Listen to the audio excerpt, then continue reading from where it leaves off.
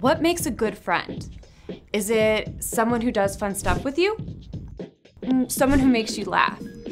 Is a good friend someone who introduces you to new snacks? Yum! Or someone who loves the same books and movies you love? A friend can be all of those things, but a true friend is so much more. The writers of Proverbs says, "A friend loves at all times." They are there to help when trouble comes. That means a true friend can laugh with you, but they're also ready to sit and listen when you're hurting. A true friend is there to help when you're frustrated. And sometimes this stuff can feel like a foreign language. And when you mess up, a true friend is willing to forgive. Everybody, everywhere needs a friend who is always there. A friend who loves like Jesus. And you know the best way to find a good friend? Choose to be a good friend to those around you. When you use your words and actions to show that you care, others can see God at work in you. That's why friendship is an amazing way to worship God with your life. Because worship is about more than just singing loud. It's all about living loud.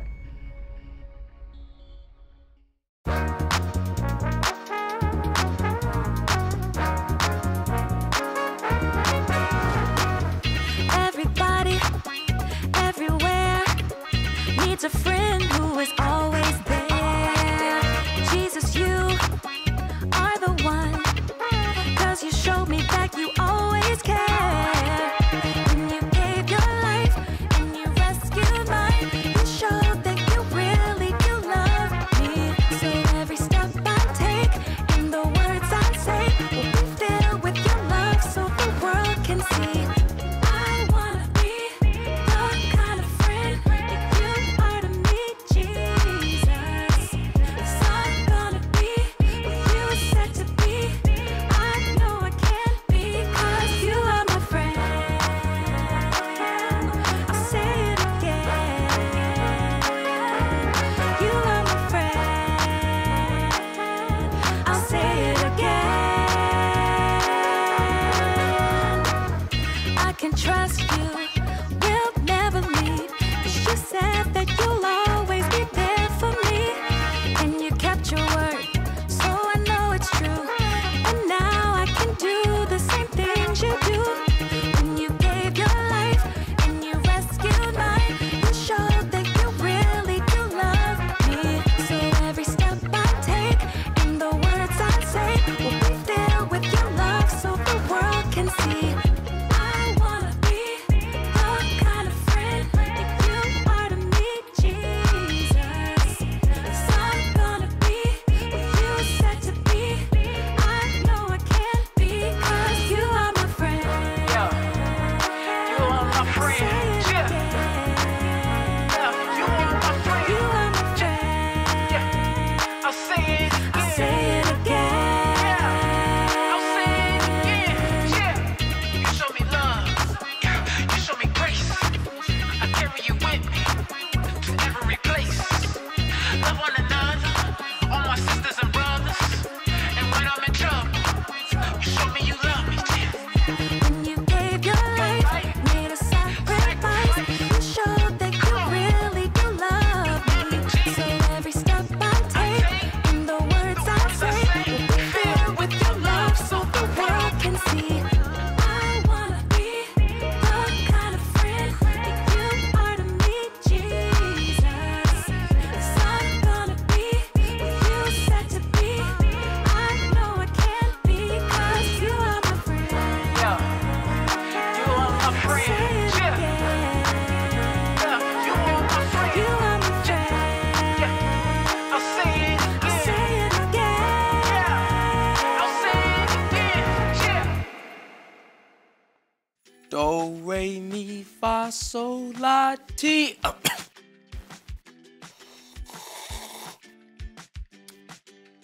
Do. Hey guys, welcome to the Story Lab. This week we're talking about friendship while we take a look at what makes a good friend. Ooh, some tea for me? Thanks, friend. I was gonna drink that.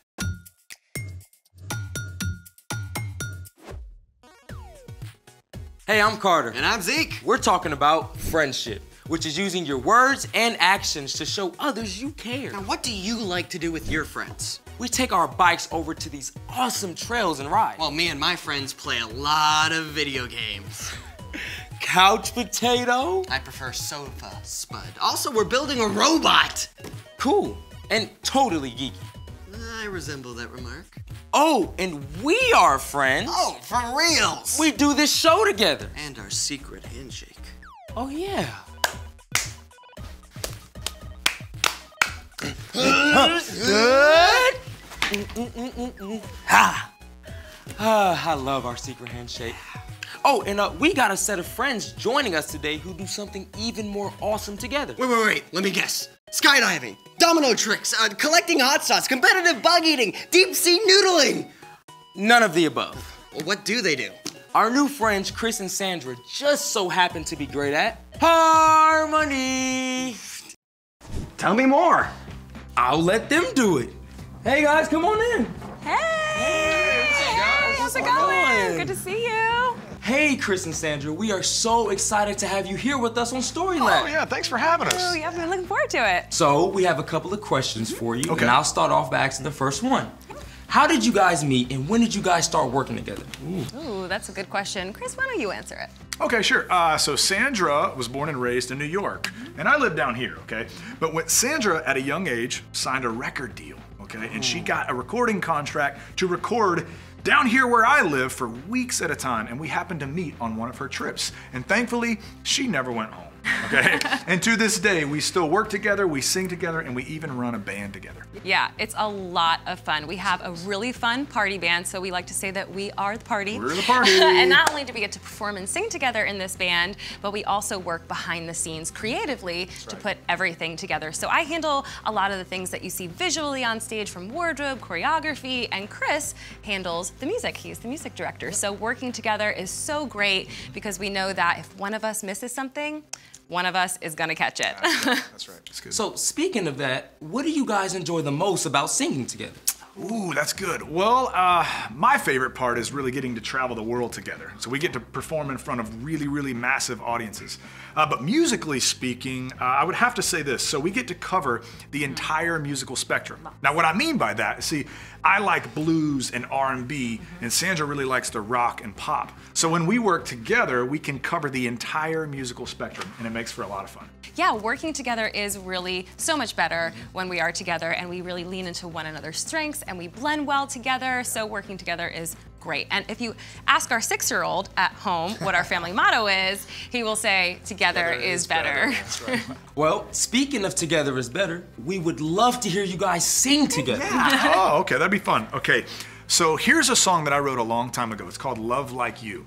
And there's a really special line in this song, and it says this: "The world is better when we're working together to share God's perfect love." Okay, so I'm gonna teach it to you, and then Sandra, you can jump in, and we can all jump in together. Okay. It goes like this. The world is better when we're working together to share God's perfect love. Come on, Sandra, here we go. The world is better when we're working together to share God's perfect love. All right, everybody, you too, come on. The world is better when we're working together to share God's perfect love. Okay, you guys sound great.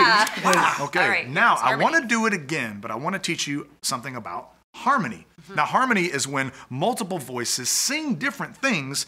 They come together to make one beautiful chord, okay? So let's all sing it together. Again, we'll sing what we just sang, and on the second time, I'm going to sing a harmony part, okay? Let's do it. 1, 2, 3, come on. The world is better when we're working together to share God's perfect love. Now here's the harmony, here we go. The world is better when we're working together to share God's perfect love. One more time, everybody, here we go. The world is better when we're working together to share God's perfect love. And that, my friends, is what happens when voices work together in harmony. That was amazing. Thank you.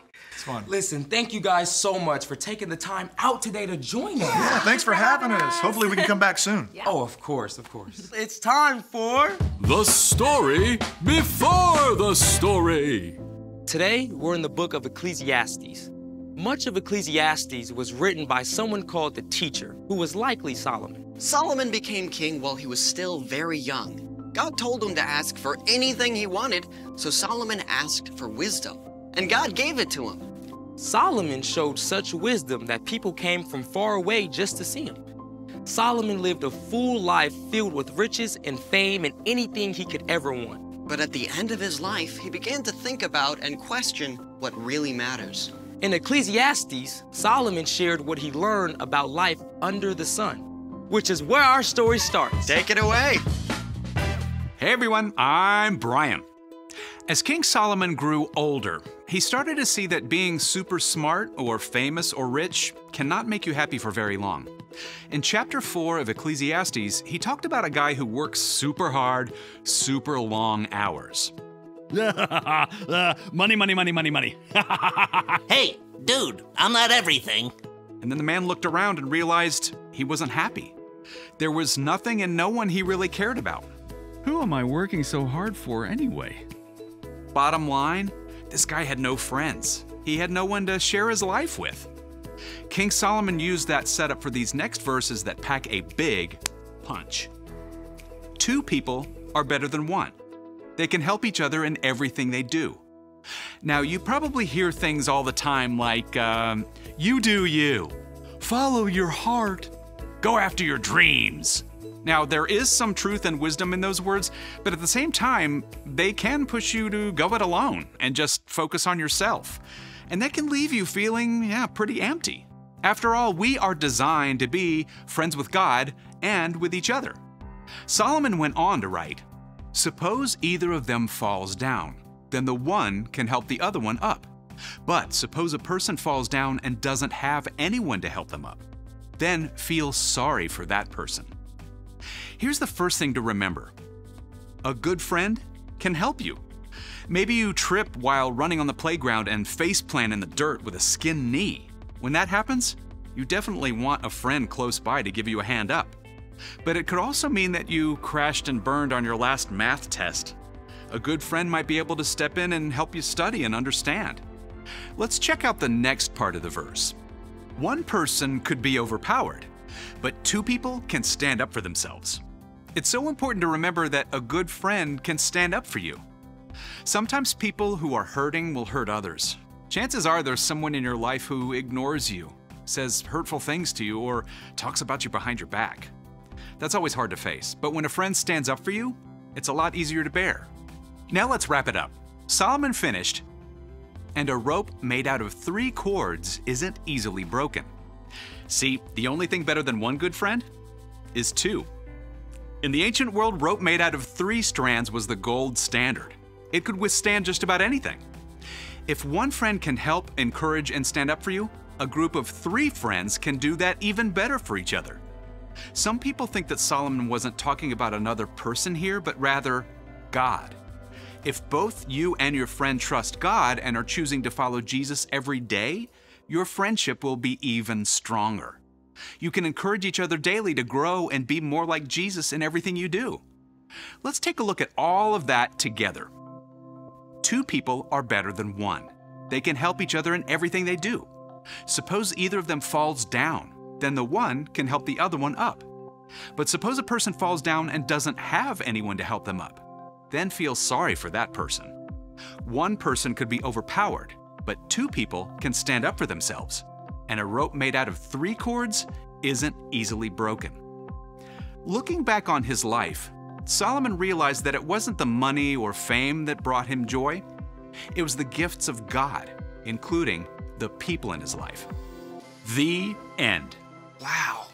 I mean, we spend so much time just wanting more money and stuff. But Solomon had all that stuff, and it didn't make him happy. That's right. It was the people in his life who mattered most. So what's our part in the story? We weren't designed to live life alone. Even Jesus modeled how important it is to have friends when he chose his 12 disciples. If Jesus needed friends, we certainly do too. But not just any friends. That's right. You want to choose friends who help you, who encourage you, and stand up for you. And you can do the same for them too. Now, you might not feel like you have really good friends or that the friends you have don't treat you very well, but the best way to get a good friend is to be a good friend. Be friendly to everyone, but look for someone who enjoys the things you enjoy and makes wise choices. Someone who loves, like Jesus. And you might have to step outside of your comfort zone a little and maybe invite a kid you don't know very well to play a game. Keep your eyes open at school and church, and maybe be willing to try a new activity where you could meet a new friend. Because having a good friend can make all the difference in the world. You got it. See you next time. So, here's the thing. Choose your friends carefully. Friend, do you think we can sing harmony? I mean, it can't be that hard, right? Oh, come on, it's gotta be someone's birthday out there. Let's give it a go. I'm not sure about... Come on. Thanks for joining us in the Story Lab. See you next time. All right, on 3, happy birthday. Let's go. Are you sure? 1, 2, 3. Happy birthday to you. Zeke. It's their birthday. We're not trying to scare them. Happy birthday. Yeah.